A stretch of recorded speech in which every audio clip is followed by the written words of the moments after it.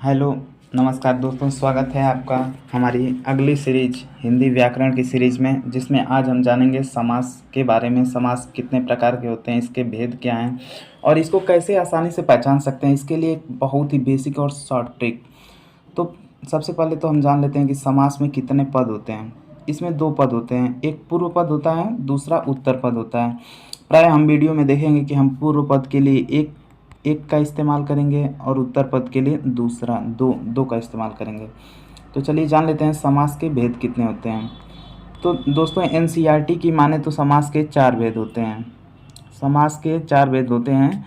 जो सरकारी पुस्तक है एनसीईआरटी, उसमें दिया गया है। आप चाहें तो सर्च करके देख सकते हैं। चलिए हम आपको दिखा भी देते हैं, हमने सर्च भी किया था।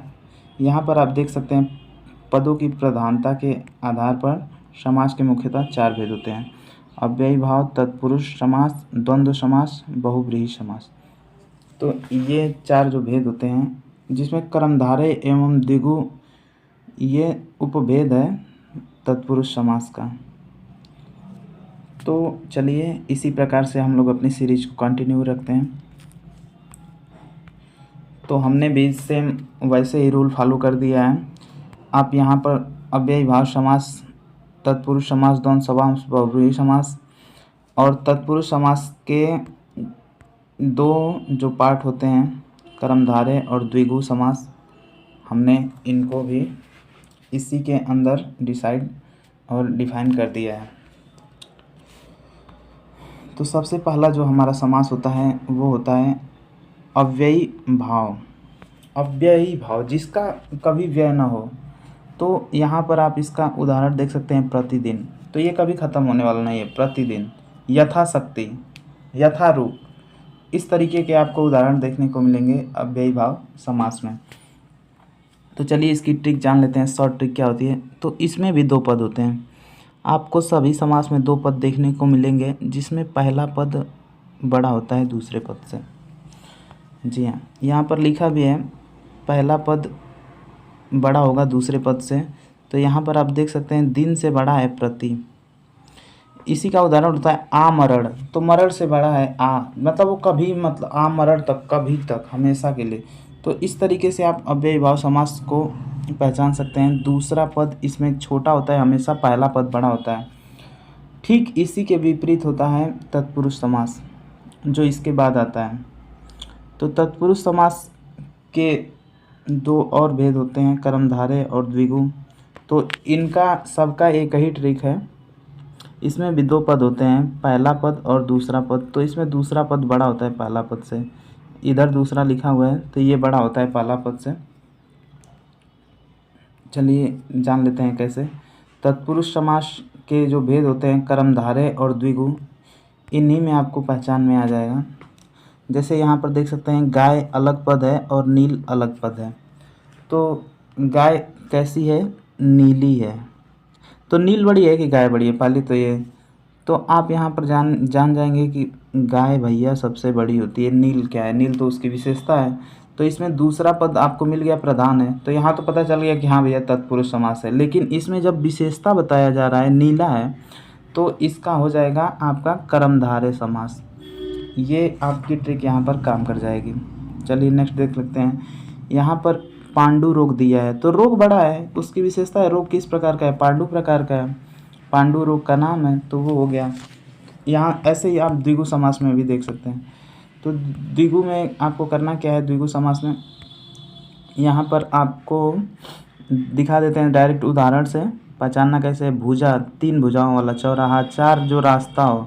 तो यहाँ पर रास्ता बड़ा है, भुजा बड़ा है, दशानन में आनन बड़ा है, और सतसई में सही बड़ा है, पंचवटी में वटी बड़ा है।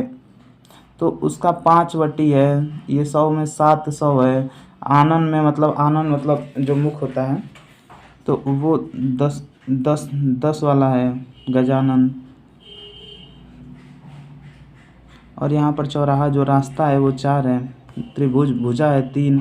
तो यहाँ पर आप देखेंगे कि उसकी संख्याएं बताई जा रही हैं। तो संख्याएं जब बताई जाएंगी तो वो द्विगु वाला समास होगा, द्विगु समास होगा। और जब विशेषताएं बताई जाएंगी तो तत्पुरुष समास होगा। इसमें दूसरा पद हमेशा बड़ा होगा पहले पद से, यही इसकी ट्रिक है।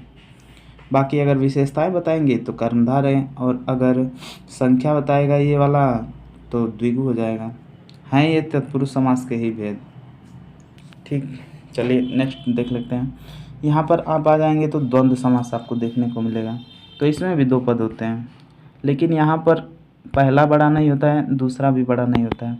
इसमें दोनों एक समान होते हैं, दोनों बराबर होते हैं। उदाहरण से देखते हैं। उदाहरण से देखेंगे तो यहाँ पर पूर्व पद उत्तर पद दोनों एक समान होते हैं। माता पिता का उदाहरण आप ले लीजिए। तो माता और पिता दोनों भैया समान हैं। माता भी वही पद है, पिता भी एक समान पद है। जैसे मान लीजिए वो अभी माता कोई उसकी विशेषता तो है नहीं, कोई संख्या तो बताया नहीं जा रहा है, और पिता ना कोई विशेषता है ना कोई, दोनों ही पद लगभग अगर एक तराजू में तौले जाएं तो दोनों ही समान है। जैसे दाल और रोटी, यहाँ पर भी दोनों ही समान है। रोटी के बिना दाल अधूरा है, दाल के बिना रोटी अधूरी है। और यहाँ पर नेक्स्ट आप देखेंगे तो बहुव्रीहि समास। इसमें द्वंद्व समास में कई उदाहरण, पेड़ पौधे, माता पिता, भाई बहन, कई उदाहरण इसके होते हैं। तो यहाँ पर देख सकते हैं माता और पिता, दाल और रोटी। तो इसमें हमेशा 2 पद होंगे, एक पद नहीं होगा। माता भी और पिता भी, दाल भी और रोटी भी, 2 पद होगा। इसी से आप पहचान जाएंगे कि वो द्वंद्व समास है। बाकी आपका नेक्स्ट है बहुव्रीहि समास। तो यहाँ पर ये सबसे इंटरेस्टिंग है, 1 और 2, लेकिन 1 और 2 यहाँ पर तीसरा ही पद बन जाएगा। तीसरा पद बन जाएगा 1 और 2। जैसे मान लीजिए कि कोई कहे कि मैं बड़ा, तो वो कहे नहीं मैं बड़ा। ये कहे पहला वाला कि मैं बड़ा, तो वो कहे कि मैं बड़ा। लेकिन भैया इन सबों को बाद में पता चलता है कि इन सबों से भी कोई बड़ा है, जिसे गवर्नमेंट आप मान सकते हैं। सरकार सबसे बड़ी है, गवर्नमेंट मान सकते हैं, पुलिस मान सकते हैं, आर्मी मान सकते हैं, जो सबसे बड़ा है। तो ये तीसरा पद ही बताता रहेगा, अलग बताएगा सबसे। बहुव्रीहि समास की ये विशेषता है। योग रूढ़ शब्द आएंगे इसमें, जहाँ पर आपको पूर्व पद तथा उत्तर पद मिलकर एक नए अर्थ से मिलता जुलता अर्थ निकालेंगे। चलिए देख लेते हैं उदाहरण से, आपको ज़्यादा समझ में आ जाएगा। नीलकंठ, कंठ कैसा है? नीला है, तो ये तो कर्मधारय होगा। ठीक है, अगर बहुव्रीहि नहीं दिया रहेगा ये ऑप्शन में तो कर्मधारय तो होगा, लेकिन कंठ नीला है तो इसका ये तीसरे किसी को बता रहा है? ये शंकर जी को बता रहा है। शंकर जी को बता रहा है, जो तीसरे पद हैं शंकर जी को बता रहा है, भगवान शिव को बता रहा है। तो ये बहुव्रीहि समास हो जाएगा।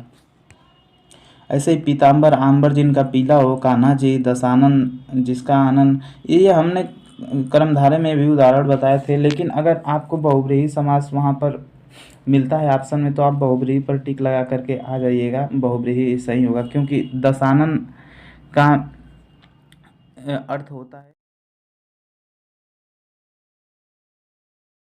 नाम है, तो ये बहुव्रीहि समास होगा। फिर यहाँ पर आप लंबोदर को देख सकते हैं, उदर हो लंबा जिसका, इसमें भी तो विशेषता बताया जा रहा है। ठीक है, लेकिन ये कर्मधारय समास नहीं होगा, कर्मधारय भी होगा, लेकिन अगर सबसे इसका बेस्ट होगा कि ये बहुव्रीहि है, क्योंकि लंबा है उदर, तो ये बता रहा है फिर गणेश जी को।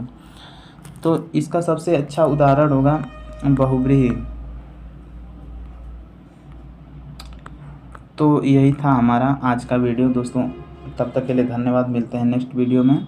और अगर आप ये ट्रिक से पढ़ेंगे तो आंख बंद करके भी आपका सही होगा। जी बिल्कुल सही होगा। आपको वीडियो कैसा लगा इसकी समीक्षा ज़रूर करें, रिव्यू आप हमारे कमेंट सेक्शन में जाकर दे सकते हैं। Thank you.